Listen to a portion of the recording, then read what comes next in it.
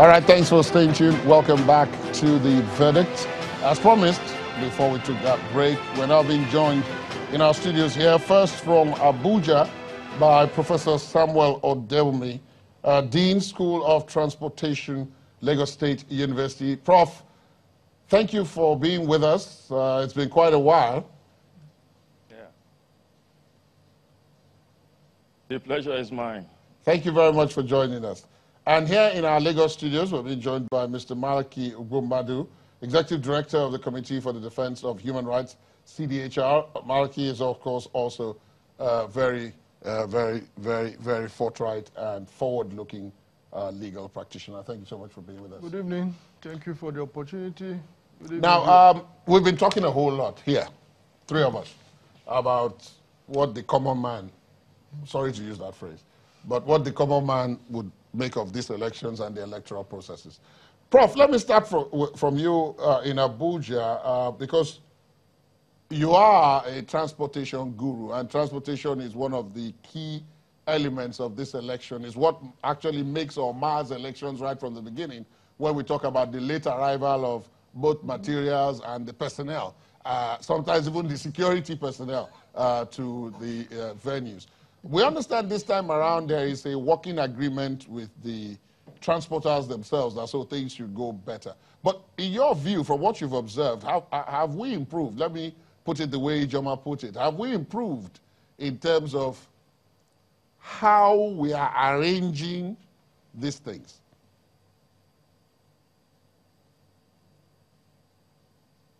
Yeah, thank you. I was eavesdropping when you were discussing the INEC, what they've been coping with, unlike what happens elsewhere, where Yes. INEC is just a small, innocuous organization that other people do most of their job. Well, my comment is INEC is a victim of its success. We say the reward for good work is more work. And in this climb, when we identify problems, we enjoy describing them over and over again without doing anything about it. I think it's just a national pleasure that anybody, any commentator, any analyst, the first line is to describe a problem without finding a way that we will solve it. So, but to end that side, there is a common problem, a thin thread, that if we have reason to get to, that is the issue of values down the road. So down to the logistics and INEC, I think INEC has improved significantly over the years. They've been learning on the job. In fact, if there is any organization that has been learning on the job, trying to improve, I think INEC deserves a great kudos. Right from the period of Professor Jegati now, they've been moving at every inch. But unfortunately for them, the people they are dealing with were a difficult lot. And back to the issue of values, which I mentioned. Why you say we're a difficult lot? Are you referring to us, the people, now? And Prof, why you say difficult people, are you referring to us as citizens? The people. Oh, okay. Nigerians, yes. Oh, okay. Yes, we the people, we are extremely very difficult. And we all fail at our leadership point. That is, people forget that when they say our leaders fail us, the guy that is supposed to distribute voters' card in Umaya is a Nigerian. But rather than find a very fast means of distributing this, he will be finding a way of making money out of it. Give any small man a power to have 20 people queuing in front of him, the first thing that comes to his mind is, how do I benefit from these people in front of me? I'm the leader here, and they want to torture Nigeria. So that runs around. You give a teacher, I'm a lecturer, so let me not excuse ourselves, a little opportunity to teach, and what he wants to do is how to extort, how to harass, how to do this. So that one is there. So for INEC to be doing this, I think we give them kudos, but they are operating within this milieu, which I've described. and that is they have to contend with issues down the road. They have so many ad hoc that they have no control over.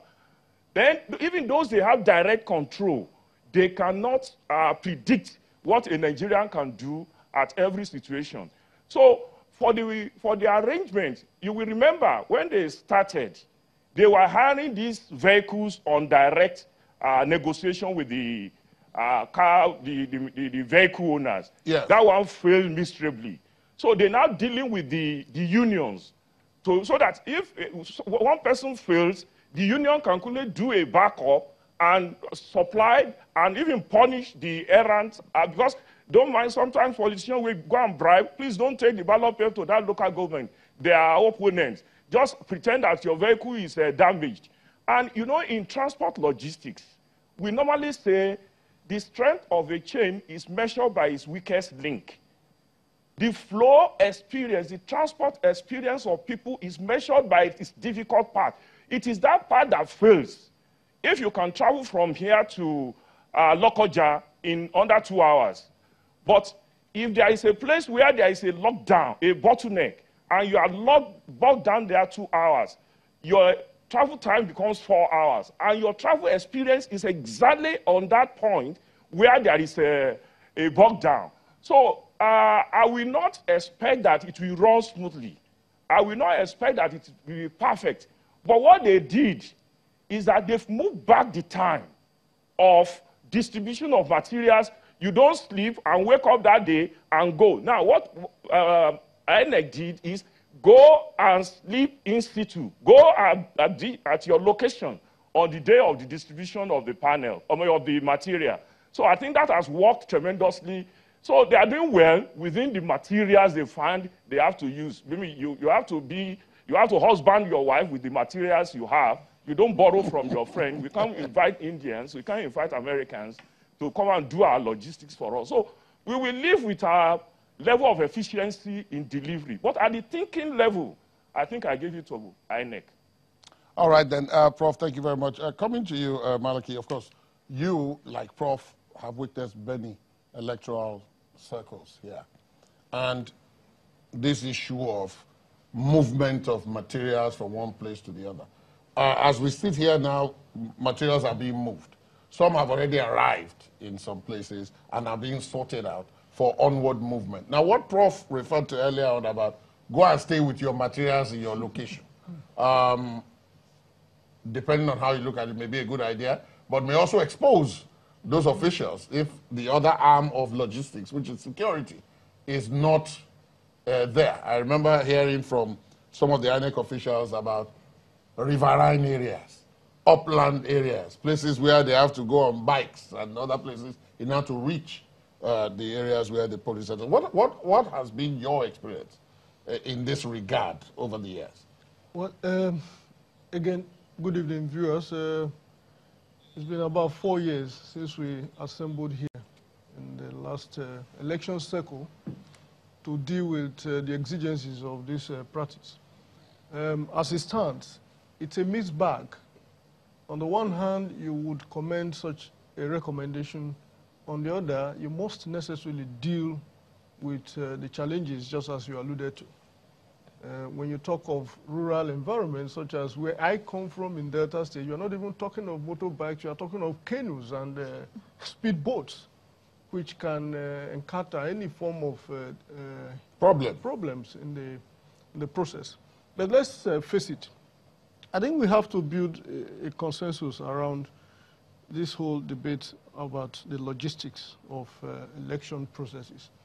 I do believe that INEC has not just gained some expertise, they've improved tremendously in the process of, election management as an election management body.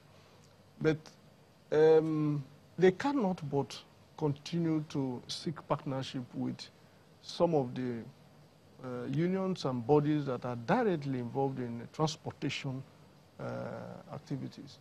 What should be clearly recommended is that there must be very proactive position about what must happen. It cannot be on the spur of the moment. If you're going to leave it to the whims or discretion or caprices of those unions, you get it wrong. But I think that what has happened is a clear position on how it has to be. That way, you are reducing the possibility of the kind of mistakes that will normally occur. Logistics is but one crucial aspect of this exercise. And I think that at the end of the day, what is looked at is to what extent are we going to guarantee that rather than coming late or not coming at all, people ought to be there earlier. I mean, people are materials, ought to be there earlier than the commencement of the process. Enti, you wanted to ask? I wanted to ask a question. When you say it needs to be clear as to what needs to be done, then there are those who wonder, it takes, it's a 4-year cycle, every 4 years. It's a process that we seem to go through every 4 years. And then, fortunately, we have pockets of elections in between that is supposed to be like a practice point for INEC. So do you see any of those challenges repeating themselves? Because you sound like you're not seeing any clarity yet what's going to be done. No, I mean, on the contrary, I do see from the reports we get. Right. For instance, my colleague on the other side of the divide has just clearly stated that the position now is that be there with those materials at the point where they are needed. That, for me, guarantees some certainty. Unlike the previous arrangement where you are expected to take off hours before that time and then encounter these problems that may not be able to be solved at that critical time. These are the things that, result in delay in delivery of these materials. But like you pointed out, there are materials and there are materials. Some of these materials, if they happen to get into the hands of these people, you cannot be 100% sure as to how you can entrust some of these materials in the hands of persons who are perhaps looking for the slightest opportunity to also tell the story about how they feel about Nigeria. You know what worries me more when we talk about logistics is beyond arriving late, is the transportation of that box, that precious ballot box with those votes in it, back to the collation center. Because you begin to hear, those party agents and polling agents who are watching, you begin to say, oh, the figures don't quite add up. This is not what we saw when we were here. Something has happened and all that.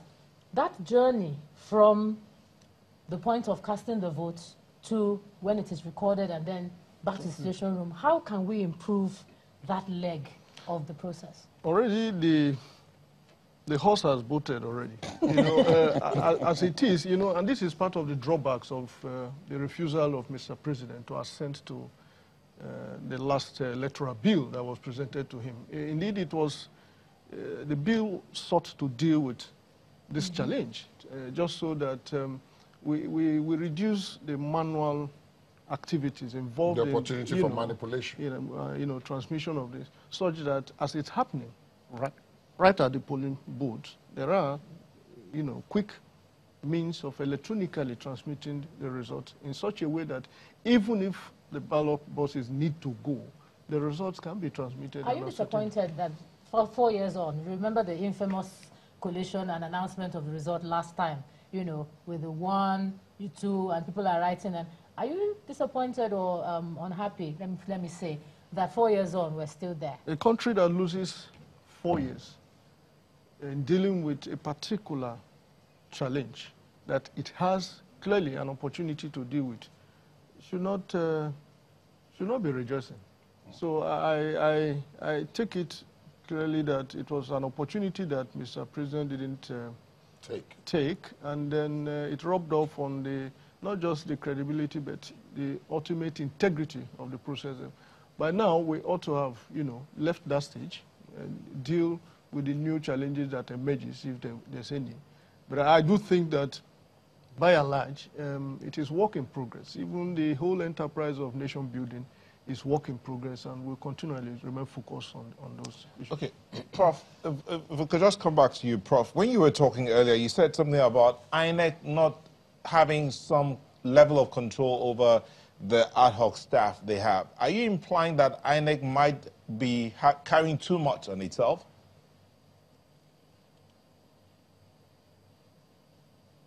Well, already they are carrying too much. That's where your discussion, when I came into the studio, that's what we were discussing about how much they are carrying. That in other places, their load is tight and is small, so they are more efficient.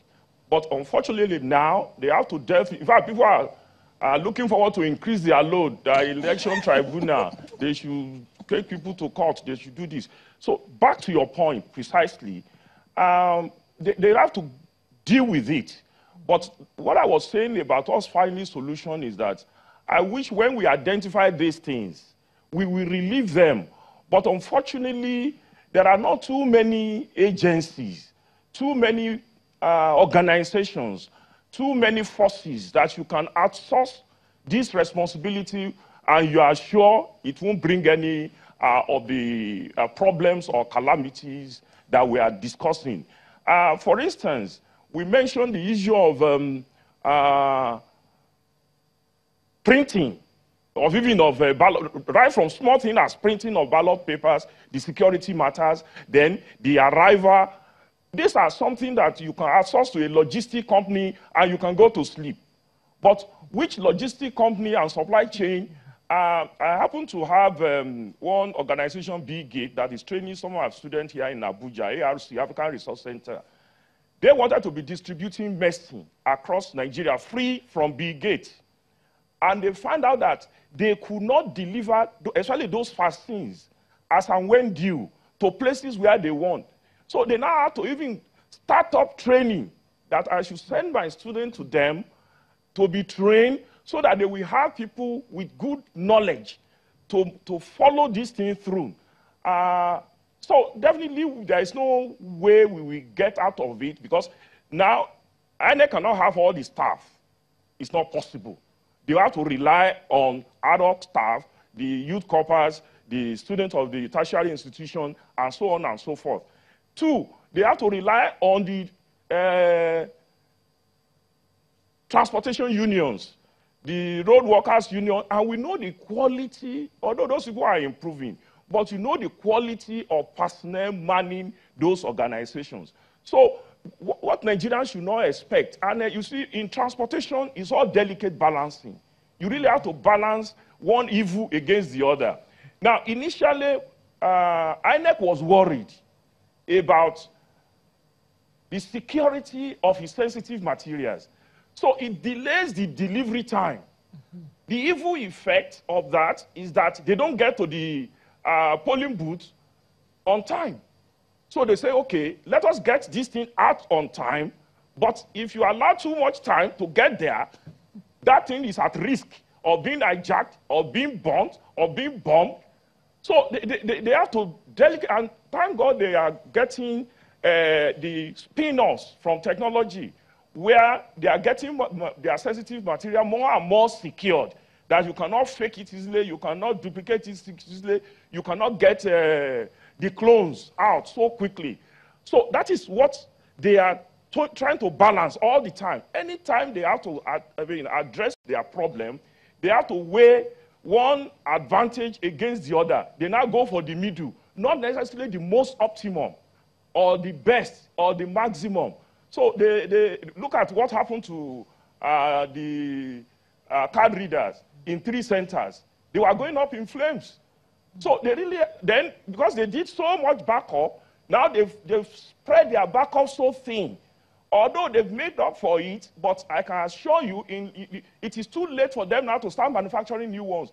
So they are now running on tenterhooks. No, Prof, but they have told us those things, they've wrecked the surplus. So any little problem elsewhere may really impinge on what is the result. Sorry, Prof, if I may come in here, Prof. To answer your question sorry, again, Prof, if I may come in, you have said that so it will be too late. That is their lot. If you can hear me, Prof, you had said that it might be too late for them to, reprint the cards and sort out the smart card reader. But we did have, the INEC National Commissioner of Voter Education, and he did say to us that it will be done, practically overnight, that they print cards easily, and it will be done. So, perhaps that can be sorted out in that area. So I agree they have been sorted out. as at this evening, all those, but what I'm saying is that it has now stretched them thin. Okay. You know, where you are having 2 as a backup, you now rake 1, 1, 1, 1. So you are operating on a thin line. They will not have been, they will not be as confident and as assured as they would have loved to be. But it's all part of the risk of the game. When you are going to a huge logistic program like this, well, you are lucky if you don't, it's like I used to joke with people that's going to a wedding. I say you are assembling about more than 10,000 variables. Don't expect something will not go wrong. So mind that, okay, if 10 issues go wrong, don't concentrate on those 10. Focus on those 90 that went on very well. Because in a logistic chain, the cake may not arrive on time, the dress may not arrive on time, the musician may not, the light may go off, the generator may pack up. So all these variables tend to impinge on the whole thing. But we in transport, we believe that when you are rolling out on a huge event like that, it will not be perfect, especially when the people, the elements, material that you are using are not perfect, and that you really have to work hard. But with what we have done, the other side of our nature is that we are extremely intelligent. We are very innovative. This is also our downside, because we want to innovate in anything good or evil. So we mean that the INEC could really stretch to cover up that gap, that hole. To me is reassuring. But I know that in logistic planning, then it has stretched them thin. In those areas where they raked in what would have been a double assurance. Where they mopped up so from. We can only just pray for them and advise whenever there is any advice we can offer. Let me ask. Because as they roll out, it's like a plane taxing off. They are really taking off. Okay, let me come to you. You know, he was talking about things that could go wrong and things that you don't expect. There was a lot of talk about the guidelines that were released. A lot of the political parties were not happy with some of the provisions there because they felt, oh, there's room for manipulation. Now, tomorrow is the day. And one of the provisions that you look at there talks about if the smart card reader cannot read your fingerprint, or if your name is on the register, but is not recognized on the smart card reader. And it seems to be subject to that INEC official